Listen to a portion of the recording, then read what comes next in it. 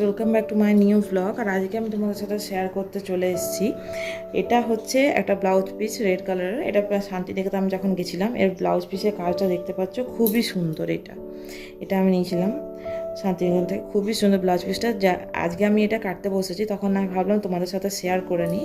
এই যে হাতের যে কাজটা দেখছো, এটা অনেক সময় একটু কাজটা বেঁকা হয়ে থাকে।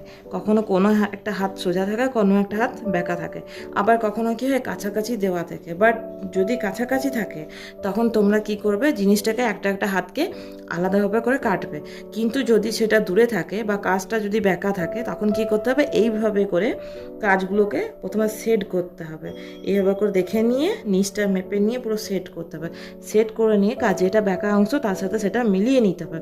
মিলিয়ে নিয়ে এইভাবে করে হাতটাকে এইভাবে করে মাপ নিয়ে পরে এবার ধরে নিয়ে চারটে ভাঁজ কাপড়কে একসাথে করে